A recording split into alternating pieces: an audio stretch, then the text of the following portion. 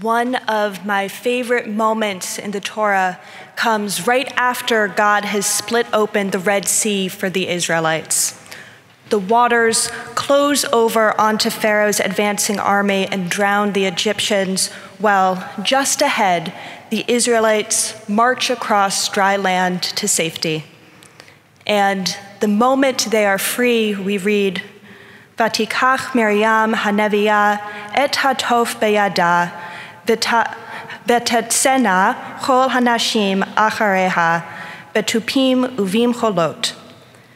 Miriam the prophet picked up a hand drum, and all the women went out after her, dancing with hand drums. And it is a beautiful image, all of the women making music and dancing in gratitude for God's miracles. We read in the next verse, "Vata'an lahem," Miriam chanted for them. And this word, lahem, is in the masculine plural, meaning that Miriam chanted for women and for men, all of Israel. And the women danced with their hand drums. And now our sages ask an important question, which is, where did the hand drums come from? And they answer, the women brought them from Egypt. A midrash teaches that being righteous and knowing with certainty that God would perform miracles for them, the women brought musical instruments. No time for the bread to rise, but don't forget the hand drums. And there's a lot about this that I love. The prioritization of music and dance, even in the most terrifying and urgent of times. That everyone, men included, looked to Miriam the prophet for leadership. But most of all, I love what this story reveals about the Israelite women's sense of hope. They were certain that God would bring them to freedom and safety. Hope wasn't a fleeting emotion, but rather the religious conviction that underlay the political revolution of the Exodus. A second story of hope. Brian Stevenson, founder of the Equal Justice Initiative, spoke about his great-grandfather who learned how to read while enslaved in Caroline County, Virginia. Stevenson marveled at, quote, "the kind of vision it took to believe that one day you're going to be free, even when nothing around you indicates that freedom is likely for enslaved Black people in Virginia in the 1850s. And yet, he had that hope, and he learned to read, and he loved it so much that he wanted to share it with others. After emancipation, other formerly enslaved people would come to their home, and he would stand up and read the newspaper each night." Like any seriously held value, hope makes demands on us. There are sacrifices. What extra clothes, weapons, food and water, skins to sleep on, blankets for warmth might the Israelites have carried if they weren't schlepping around those hand drums? Yet amid all of their fears of Egyptian retaliation, starvation, God's abandonment, they made room for the hand drums, instruments of hope. How might an enslaved man have chosen to spend his precious, rare, free moments rather than struggling to learn to read? But Stevenson's great-grandfather was committed to preparing for a day when he would be free and would want to read the newspaper. Hope means preparing for the arduous journey ahead, but also preparing for celebration. I believe the axiom is true that hope is a muscle, and a muscle worth strengthening. Hope is also a choice, not an innate quality we are either blessed with or not. Hope is something we decide to value, just as we choose or aspire to be patient, open-minded, diligent. Not an emotion, but a steely resilience that keeps us upright and moving. Hope is a value, and so, like any genuinely held value, it compels sacrifice. This type of deep hope isn't a vague daydream, but a posture that drives action toward a better future. Hope means that we know that tomorrow will come, and our choices and actions have consequences. When we value hope, we act. We vote, we recycle. We reject the temptation to abdicate responsibility.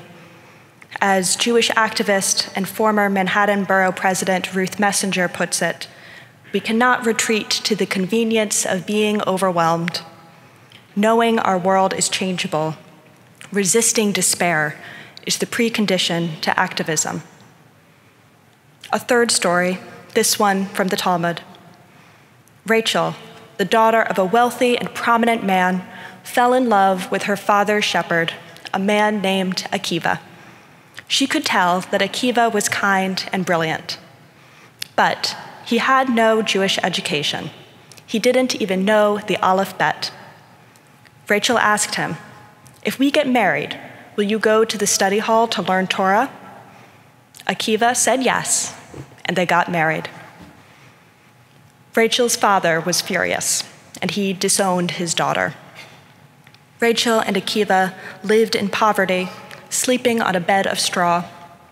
Time went by until Akiva was 40 years old. He remembered his promise to Rachel, but felt that at this point in his life, he was too old to begin studying Torah. He felt ashamed. What would Torah do for him and his family anyway? And then, one day, while tending his flock, Akiva stood at the mouth of a well. He noticed a strange hole in the middle of the boulder. He asked another shepherd, "Who carved this hole, and why?" And the other shepherd answered, "The water eroded the hole." And at this, Akiva realized, if water, drop by drop, can carve a hole like this in a boulder like this, the words of Torah, too, can engrave themselves on my heart. Letter by letter, Torah can change me. And he grew hopeful.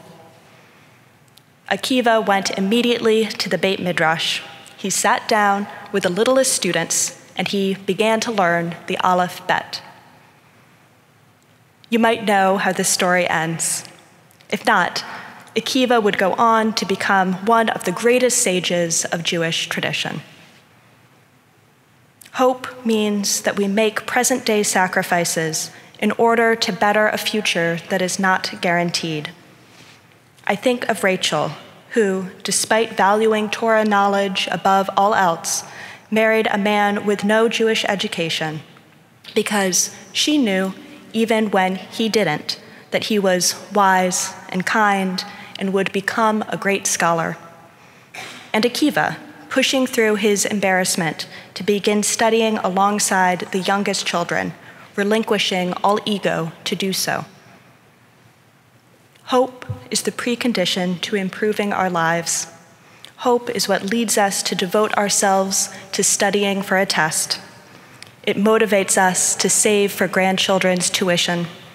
It gives us the strength to invite a potential new friend to dinner, even when doing so feels awkward, to stumble through endless verb conjugations to learn a new language. But what about when we don't feel hopeful? Sometimes we cannot see beyond our burdens. When our forward-thinking ability fades, when we feel worn to the bones by work, caretaking, an unrelenting 24-hour news cycle, by the ceaseless pressures on our spirits and bodies that make it feel like change is impossible. What then? There are practices we can take on to strengthen the muscle of hope. We can borrow hope from a friend, partner, or an inspirational leader. We can reorient ourselves to see today's miracles, no less extraordinary than the splitting of the Red Sea, as evidence of God's hand in our world. We can pray. We can cultivate hope through gratitude, recalling burdens that have been lifted and freedoms that have been won. And if we conceive of hope as a driving value rather than a passing emotion, we can shift the question, asking not, how can I feel hopeful, but what sacrifice does my hope demand? Judaism requires us to dream of the world as it ought to be. As we enter the new year, I invite you to imagine, what is your vision of the world as it ought to be? I imagine a world that takes care of the young, the elderly, the vulnerable, and the strangers in our midst. We will have a healthy, life-sustaining climate. All people will have sanctuary from persecution.